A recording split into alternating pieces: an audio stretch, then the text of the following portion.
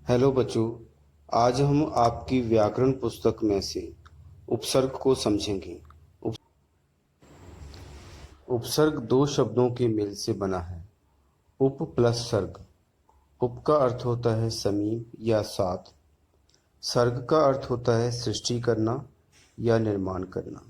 इस प्रकार उपसर्ग का अर्थ हुआ वे शब्दांश जो शब्दों के साथ मिलकर नए शब्दों का निर्माण करते हैं। आइए अब हम उपसर्ग की परिभाषा देख लेते हैं।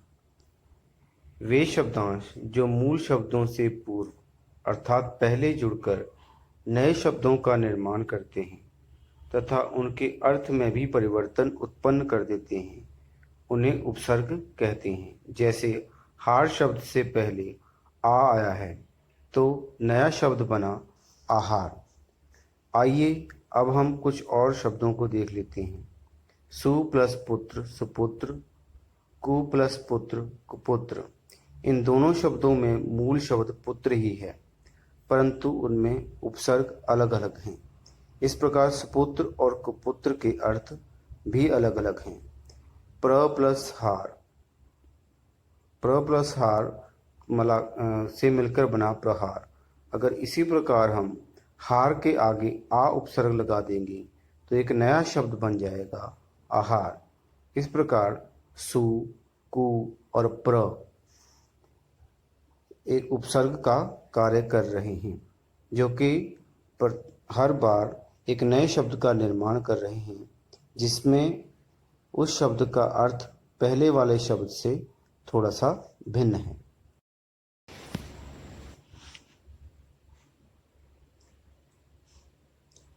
आइए कुछ और उदाहरण देख लेते हैं। मर के आगे अ उपसर्ग लगाने से अमर बना।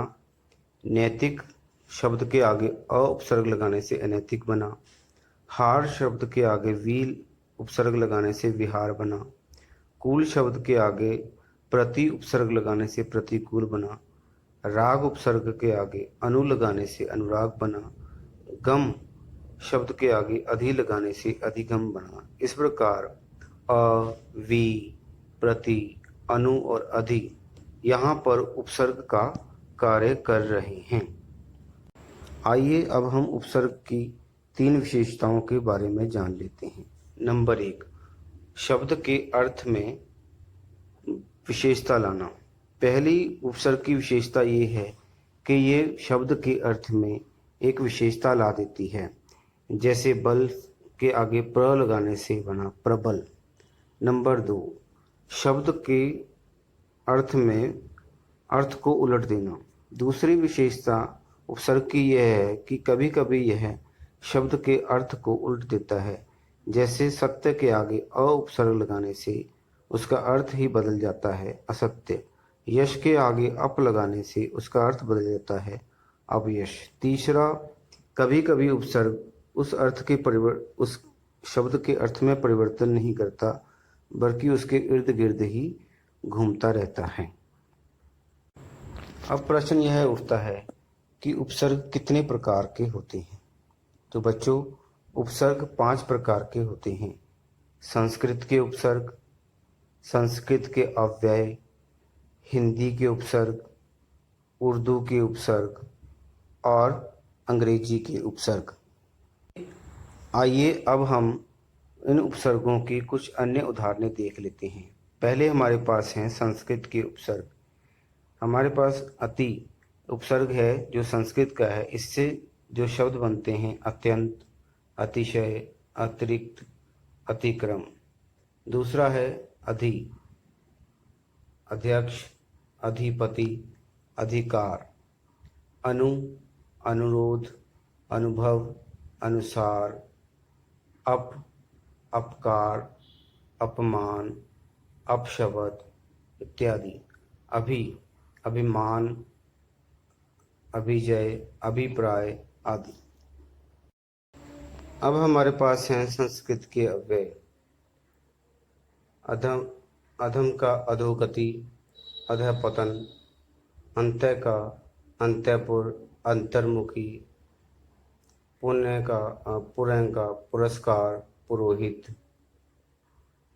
पुरा का पुरातन, पुरातत्व इत्यादि। पुनर् का पुनर्विवाह, पुनर्जन्म, पुनर्निर्माण आदि। सह का सहयोग, सहचर, सहपाठी इत्यादि। आइए अब हम हिंदी के कुछ उपसर्गों पर नज़र डाल लेते हैं। अ से अमर, अछूत, अभेद, अच्छा, अनमेल। अध का आधा, अधमरा, अधपका, अधखिला। पर का परदेश, परहित, परोपकार। नी का निडर, निपुण इत्यादि। उर्दू के उपसर्ग हैं बे, बेबात, बेदाग, बेजोड़, बेवक्त। बा, बाअदम, बाइज्जत, बाकायदा। दर, दरकार, दरअसल, दरमियान। ना, नापसंद, नापाक, नासमझ इत्यादि।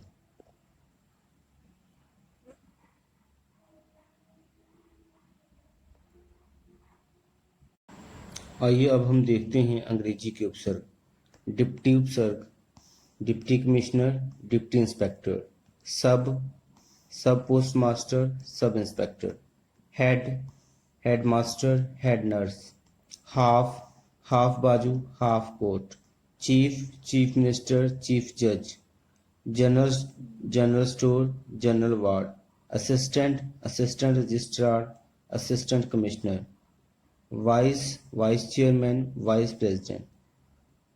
तो बच्चों आज आपने देखा कि उपसर्ग किसे कहते हैं, इसकी परिभाषा क्या है, इसकी विशेषताएं क्या हैं और उपसर्ग के कितने प्रकार हैं।